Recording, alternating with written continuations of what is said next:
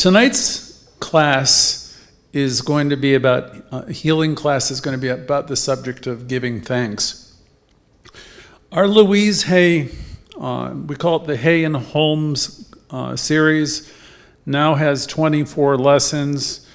I've been working with these lessons for probably 24 years. Celeste, Dr. Celeste up there in the corner has been working with me also to add to the lessons, improve the lessons. Hopefully we have an expanding curriculum, so you can tune in. Each week it'll be different. Many times we say similar things, but we approach healing from a little bit of a different perspective each week for each class. So let's start out tonight. And in case you don't know, Louise Hay wrote the book, You Can Heal Your Life. She was a student at this center here in New York City. I found her book in Florida. I started teaching her material some 25 years ago, and it's greatly influenced everything I've done, including getting me into the ministry. So let's start out tonight with the idea, it comes from Eric Butterworth, but initially it comes from the New Testament. Giving thanks in all circumstances, for this is God's will for you, from Thessalonians. The grateful heart is a phrase that comes from spiritual economics and Eric Butterworth. In all things, Butterworth said, give thanks.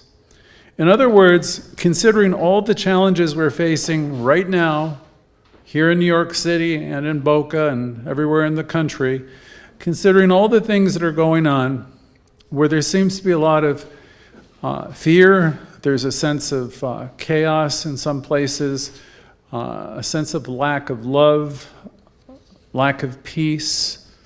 Some people are experiencing a lack of resources.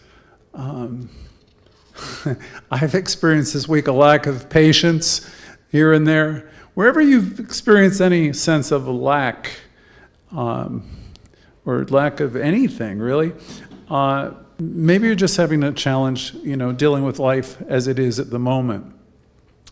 So the antidote to this is, of course, we intend to see things spiritually, and we intend to see things as being perfect. We will do this by being centered in the spiritual awareness of the allness of God and the allness of Spirit. When I was younger and I was taking classes in Fort Lauderdale and in Boca, I was learning 3 words. And it was the omnipresence, the omnipotence, and omniscience. So the very idea, if you think of those words, those omnis, the awareness that this presence is everywhere. There's not a spot where you can imagine in all of the universe where it doesn't exist. And it exists fully and completely within you, operating through you, and as you. So we intend to see life differently. Those of us who have found ourselves into a Center for Spiritual Living and with this teaching really have been given a great, tremendous gift. You may not know how great a gift it is. It's the pearl of great price. It's that thing within you that if you fan it a little bit and you awaken it up, you're going to realize how great you are. Because what is in you is beyond anything I could ever describe.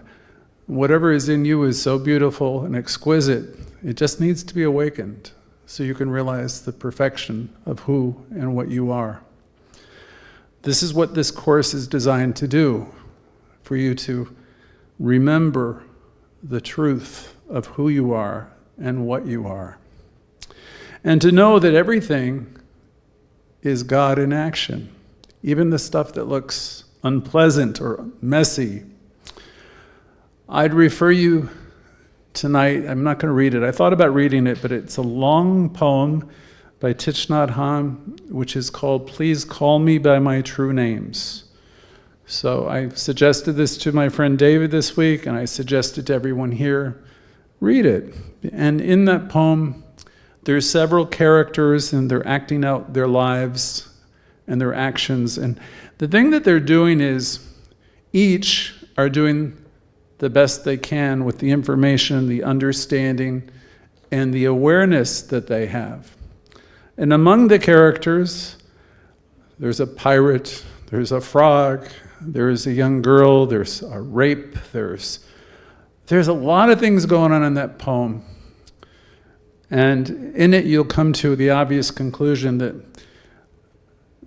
the universe, spirit, evolving spirit is in everything and all the time and all at once.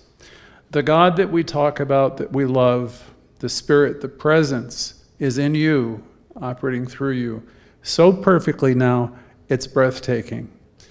And it's operating just as perfectly everywhere and in everyone. And it is awesome to understand that and realize that. As you embrace this teaching and understand this teaching, you will be still.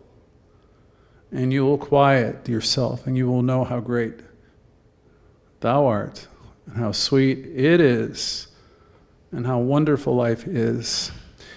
That requires some effort, probably, for many people, because there's a process where we have to slow down enough for us to realize how great it really is.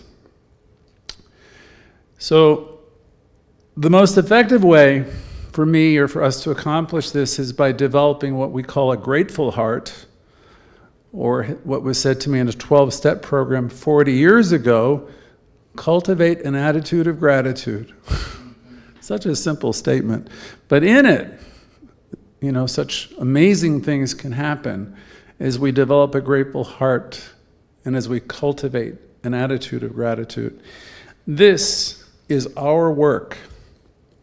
Oh, and we know that we don't like that word work, but it's our work, is coming from a place of gratitude. And it can seem really difficult.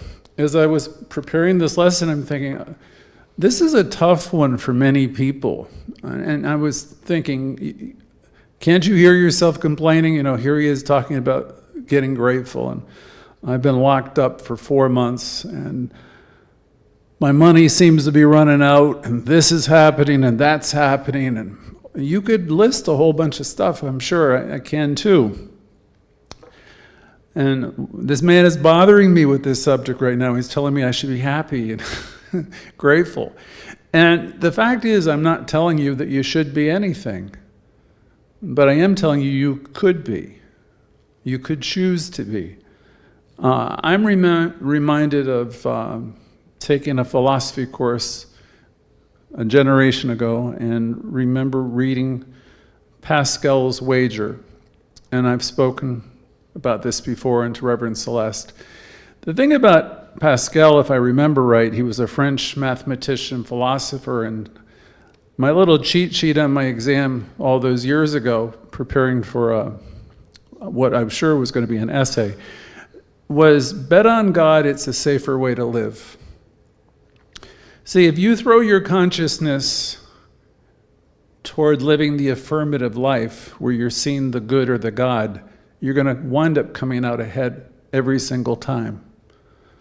And of course the wager was with Pascal, but what if it isn't so?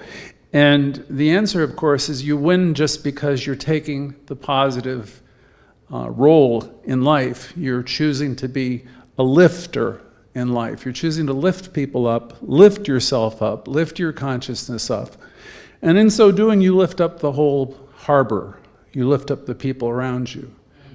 That is what is ours to do. That's the work that we do. So we practice, and you might think, oh my God, I've got so much negativity in me, and this very talk might be causing some of you to realize, oh my gosh, I got a long way to go. And in Louise Hay's book, she would say, you might be thinking, if you really knew what my thinking is about, you wouldn't like me very much, because there's so much within me that's negative. And I would say to anybody, everybody's got negativity in them to varying degrees.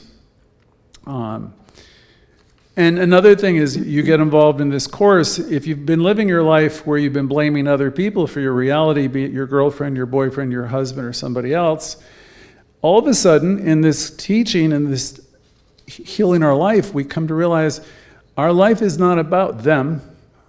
Our life is about us and the things we tell ourselves. So you might start thinking, oh my goodness, for the first half of my life, I thought everything was about them. My boss, the economy, the president, the politics, everything and anything. And, now you come into this teaching and you understand your life is really about you. Or as Bill Tolliver used to say, who I was so fond of in Fort Lauderdale, that we are the authors of our own experience. So some of you might be thinking, oh my goodness, I have a long way to go. And I can speak to that. It's been a long journey. It's been a journey for me of some 40 plus years. One of the sayings that I'm fond of from previous talks is, no one ever promised you it was going to be easy, but we did tell you in every case it was going to be worth it. So we have a ways to go, and that's okay. So there's power, Dr. Holmes said, for good, greater than you, of which you are a part. And you can use this power. So let's start thinking about life as a schoolhouse with lots and lots of lessons that we experience to help us expand and grow. I like to remember Emerson now, where he said, the dice of God are always loaded, because that message always told me, even when I make mistakes, and sometimes I experience some pain as a result of the mistakes, everything that's happening in our lives is happening for us to help us grow, to bring us to a higher place of understanding. All of life, everywhere, is evolving forward. And that's comforting to know in and of itself. There's a beautiful quote that I've been contemplating for probably 20 years, if not more. And it is this. And as soon as I say it, I forget it. And it takes great wisdom to know that all events, circumstances, and happenings are helpful. And on a soul level, you say, yes. I'll repeat it. It takes great wisdom to know that all events, circumstances, and happenings are helpful. So I know that you know this is true, but what happens after you have this knowing where you know it's all good and it's all happening for you? So we have this. If you can even say yes to that in your mind, then you know on some level it's true. Well, we have the knowing when we hear it, enough to recognize the truth of the words, but this is not what is fully operating in our consciousness or our belief system just yet. So we can recognize the truth, obviously, but there seems to be a struggle. There seems to be blocks. There's something that's stopping this manifestation or demonstration from being fully in our life, or you be seeing it and living it more.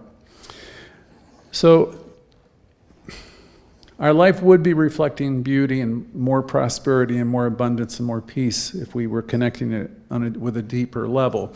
That would suggest we're not quite there yet. At least I'm not quite there. How about the rest of you?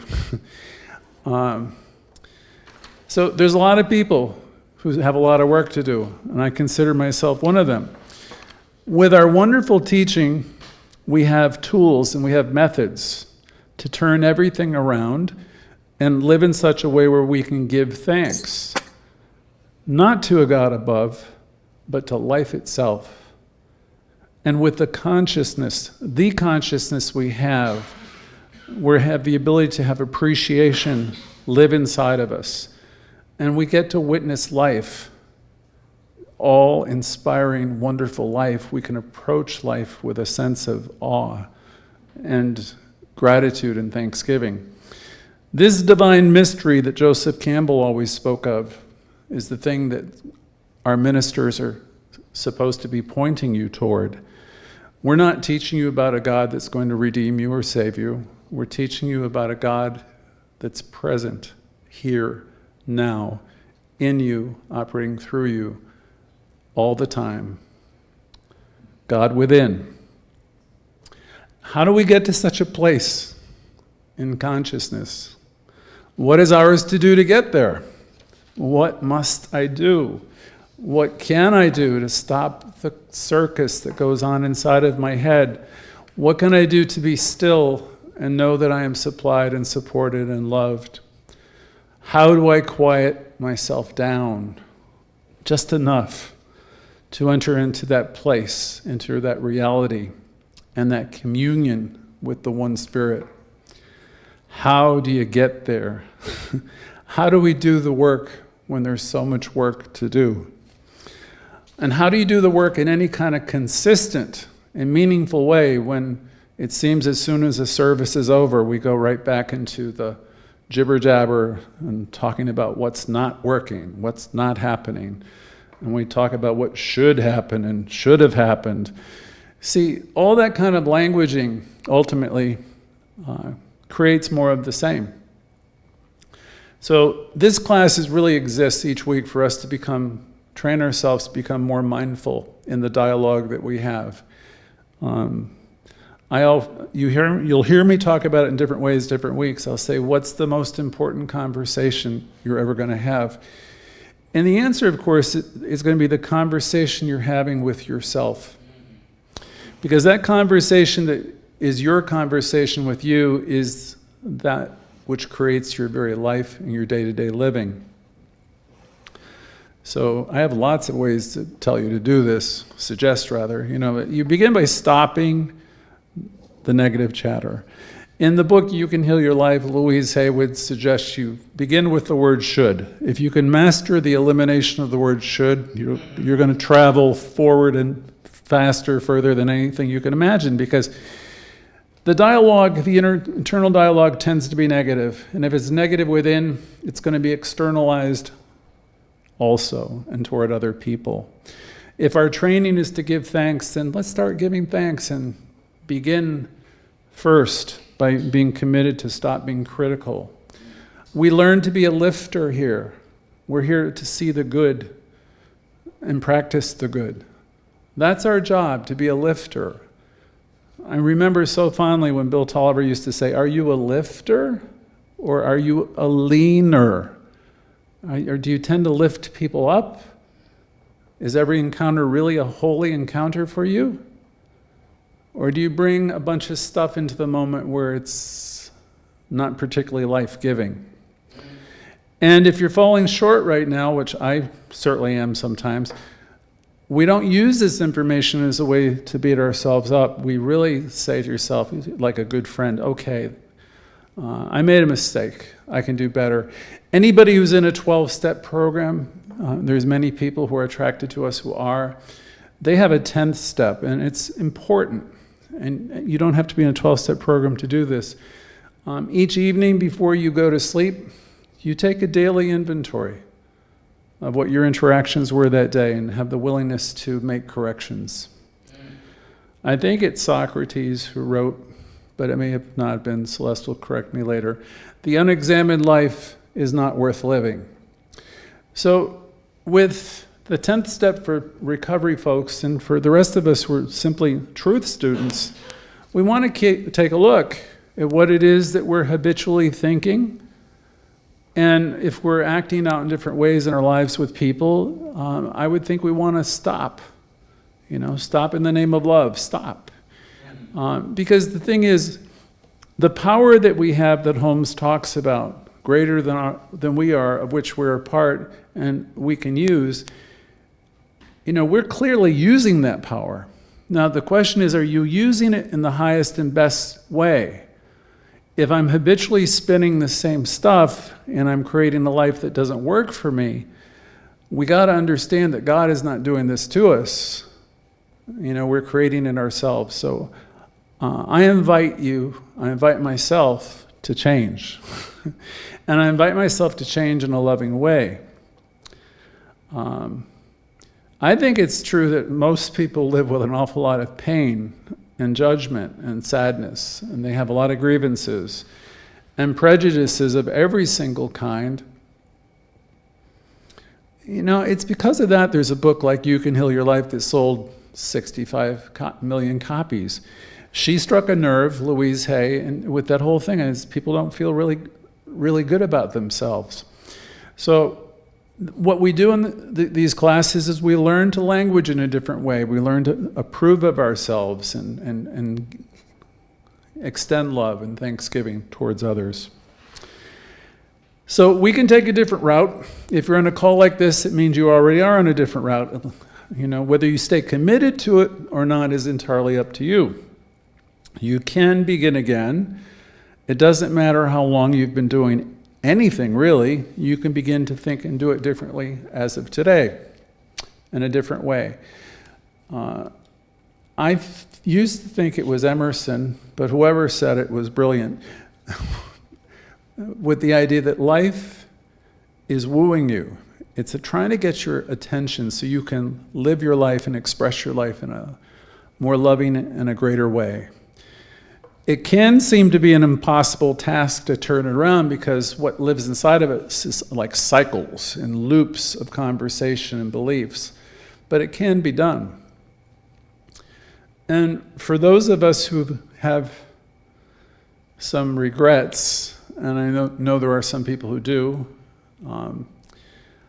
like maybe you feel it's too late or you've missed an opportunity with people or situations that, you know, or you feel pretty bad about things. And from the old days, you might have even thought you sinned. Today, we might think of it differently. But, you know, if you live with a lot of judgments and you're judging others, I would say start to think differently. Consider letting it go. Louise Hay would say, letting it all go. From my good friend Dana, 1990, he passed away. I remember him fondly. One time, it was a New Year's Eve, he said, you know, Greg, this is not a dress rehearsal, this is it. So hanging on to any kind of resentment really is not very intelligent. It really hurts you to hold on to resentments. And it doesn't really do anything to harm anybody else. It harms you, and it really gets in the way of you living a life that's full of creative self-expression.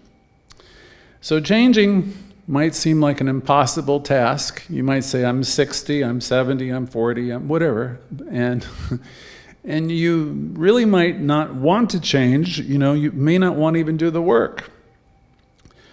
The way I view this at this point, this advanced time in my life, is I'm either going to change by cooperating and going with life, or I'm going to learn the lessons I'm going to change anyway. So I choose to be cooperative. You know, wherever there's resistance, there's going to be some type of pain. And there doesn't have to be. We can learn to align ourselves with the givingness of life and be the flow of life. And we can create in mind concepts and ideas that are much bigger than anything we're hanging on to. If you're hanging on to a job or a person or a thing or some idea that you have to be right, those things will limit you. And it might be better if you were to say, you know, I trust life. I am supplied and I am supported in every way. And let some doors close, knowing fully well that others will open so fast. Because you were meant to be in a place where you can express life and let life reflect the magnificence that you are. So it might seem hard, it might seem impossible, you might think it's a Herculean task to turn your life around. The spiritual work is simply to come from a place of gratitude. And you might say, but that's not so simple. And I understand. I was consulting with Celeste and Eric Butterfield's work. Here's an idea which I paraphrased. I give thanks, not for the things that I have, but from the awareness that there is always a bounty and plenty plenty of everything and available, even when things seem at a loss, or when people are gone and life looks rough. We live in a world where there is plenty. I like this idea. And I give thanks for this awareness, because that is the awareness that I have. You might say to yourself with feeling, I am supplied and I am supported. And I invite you now, just for a moment, to say that to yourself. I am supplied and I am supported. And from Eric Butterworth again, I think I called him Butterfield before, Butterworth. My grateful heart draws to itself great things. I really like that one. My grateful heart draws to itself great things. You know, there's nothing new about new thought. Any of you who've been in the teaching for a number of years, you've heard us say that before. I'm going to paraphrase Meister Eckhart, who wrote in medieval times, and he probably shocked people, saying, in effect, I never give thanks to God for loving me, because it can't help but love. It is its nature to love and pour itself forth into everything. You see, gratitude is not for God or God above. God isn't there. You are not obligated to thank some God for your life, for your job, for your prosperity, or for anything. Being thankful is an important state of consciousness which keeps you in an awareness of the oneness of life, the one energy, the one life. And as we know that, there is a mind, there's a mind-body connection. So as you are overflowing with the awareness of good and connection, you're going to heal. You're going to heal your life. You're going to be engaged in healing activities with people, and you're going to lift up a lot of people just by more fully expressing the truth of your being.